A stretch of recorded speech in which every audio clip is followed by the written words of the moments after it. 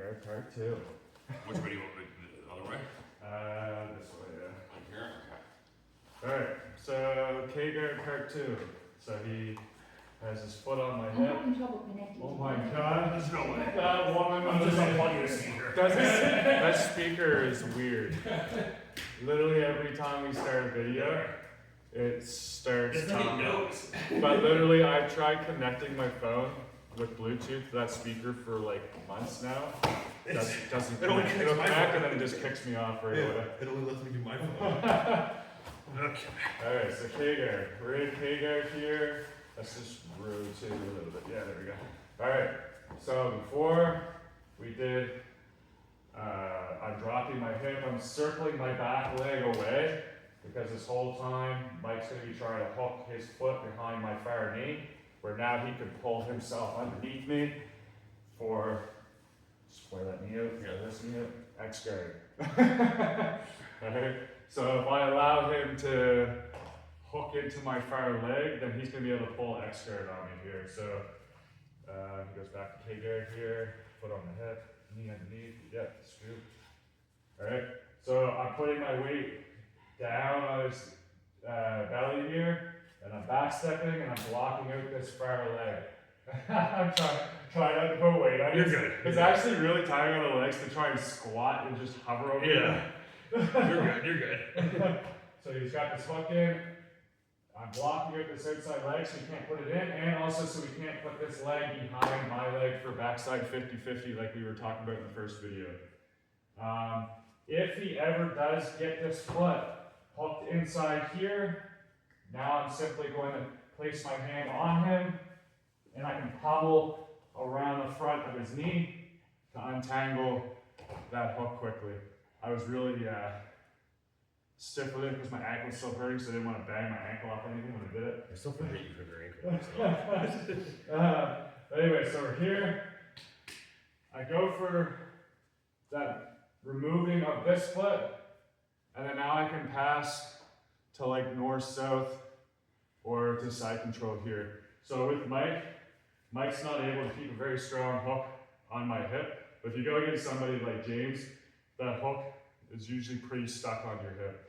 So the next option we're going to do, when, let me put the hook in. Yeah, and you're going to be like up to my knee with your arm. Yeah, there you go. And then yeah, that's better. That's better. Oh, that's way easier. Okay. There we go. So now, from here, I'm not able to remove this hook.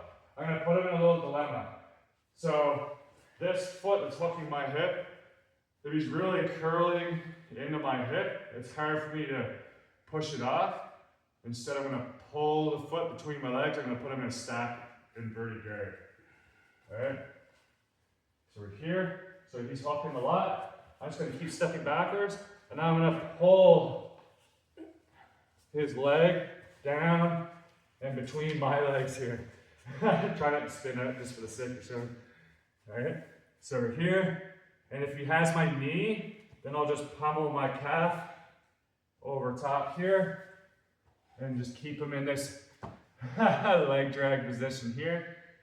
For now, I'll get my elbow around the corner and shelf his knee outside my armpit here.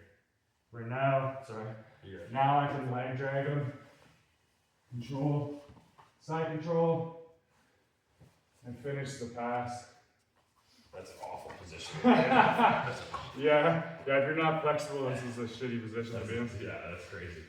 Alright, so let's do that one more time. So he's got Kager on me. He's scooping my leg all the way up on my knee. Yeah, there we go. And this leg normally is trying to get on me. I'm blocking it out. And I can't push the foot off. So I'm going to step backwards here. And I'm going to force him into this stacked position here. Right? Where now he has my knee. I'm going to pummel my calf over top behind his leg here. If it's like, if his arm slides down my calf, I'm not going to be able to pummel my calf. Instead, I'm just going to step high and out of his grip. And then we just land here, shelf his arm or his leg outside my armpit, and then connect my knee and elbow together so he can't bring his top knee back to his chest. And now from here, it's a battle of me getting into upper body positioning.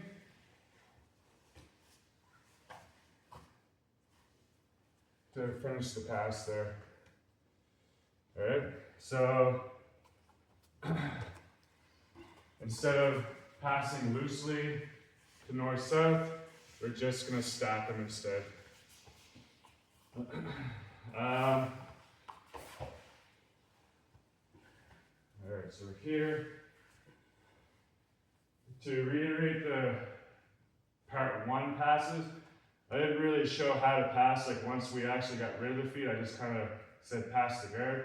But the dilemma that we have now is I either hold his foot between my legs to stab, or I'm thrusting my hips and removing this foot off. And now from here I can circle north-south, where now my main goal is to try and get my head and shoulders underneath his hips to one side or the other. Alright, so we're here, and essentially I'm gonna get my elbow in, right, and then my shoulder, and then my head, and just burying into the position. If he gets his knee, like one knee inside of my chest, let's just rotate. So your butt's facing that way. If he gets a knee, I'm having trouble connecting. it's unplugged. That just means it's not charging. So if he gets a knee inside my chest, one thing he's going to do is now he's going to push his head away from my hips. Like hand on my hips. Closest hip, yep. And now he can throw this leg over my head. And now when he squares up, like I can't pass to either side, and now he can just place his feet on me somewheres. Put your guard back on me now. And then now he's recovered the guard, right? So when he puts the knee inside my chest,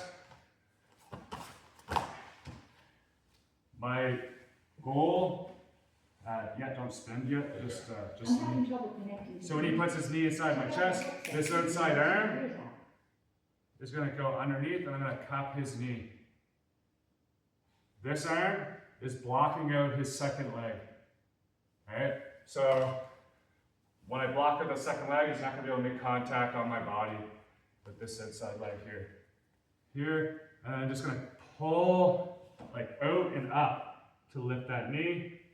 And then I can drop my shoulder in place, drop my head in place, and then I'm in north-south here. If instead of, just put your hands on me. If instead of him putting his knee inside, he tries to go around my arms with his leg. Here, let me do it to you. Yeah, I go this way. So sometimes what will happen, actually it's this side, is as I'm trying to put my knee inside, he's going to have his arms in tight. So sometimes they'll go around the arms with the legs instead. So when you're like on top shielding at the inside position, they might go around your legs instead. So I went around the arms and across the hips. I can also simply just go around, catch on the outside of his bodies too. And as you see, I'm on the outside of his arms instead. So if we just stay in tight like this, where we're not allowing the knees to come inside, they might throw their legs to the outside of our body instead. So in that case,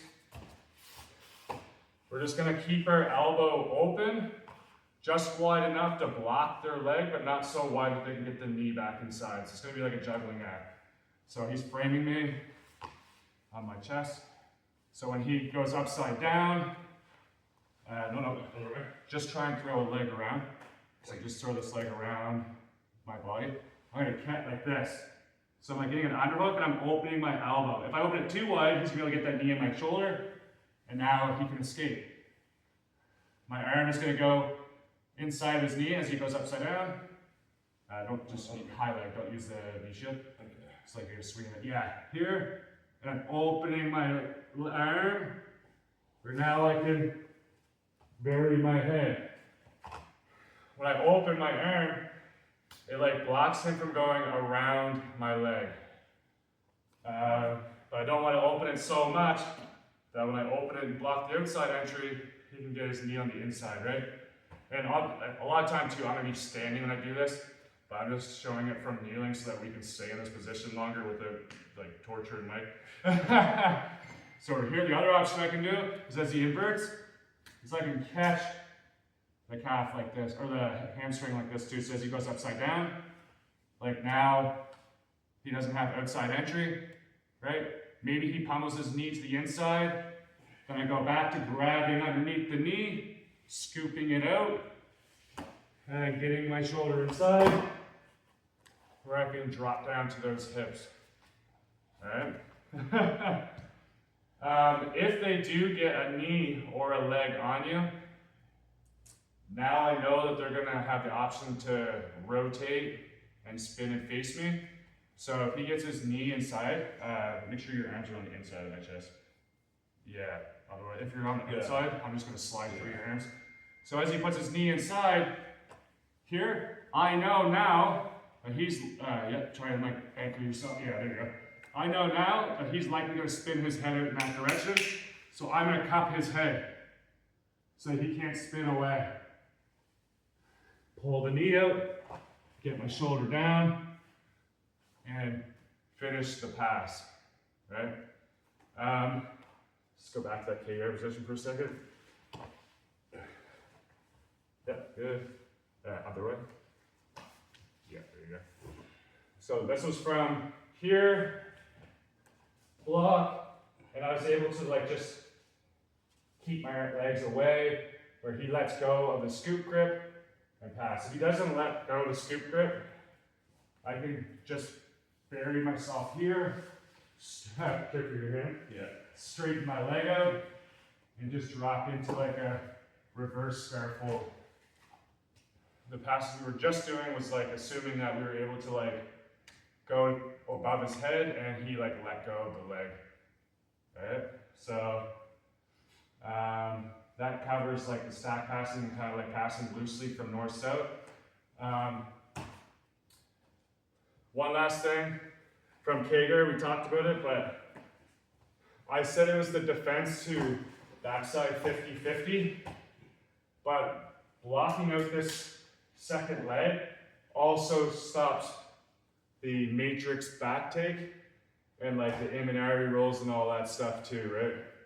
So if Mike is on top, if I get this hook in here, if I'm able to chop all the way through, just open your legs because my ankles, back step, step this way. If I'm able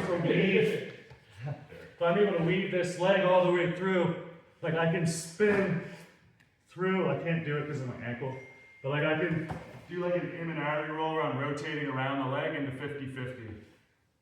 The other option I have is when I go here, is like Mike doesn't allow me to get the knee line. It's like I can extend and I can start taking the back here as well. All of these moves, sorry I can't show that well because my fucking ankle's really sore today. All of these moves are shut down by me blocking out that secondary leg, just like we showed in the first video where I'm keeping good control of that outside leg, or I'm scooping and opening my arm. Here, so this, where I'm blocking out this leg, when he tries, like maybe he beats this arm, you're gonna go behind, with the leg, like you're gonna chop behind with the leg, like over here, yeah, so go back. So I'm using my arms to block it. If he beats my arm, I'm scooping, circling, get the knee off. Now we're in that north-south position, right? So I didn't really talk about the matrix back take, which is the one I just showed there, or the Iminari roll, but all of those things are shut down if they can't put their outside leg on the back of your leg. It sucks that I can't show some of this shit because of Well, my ankle. yeah, but still.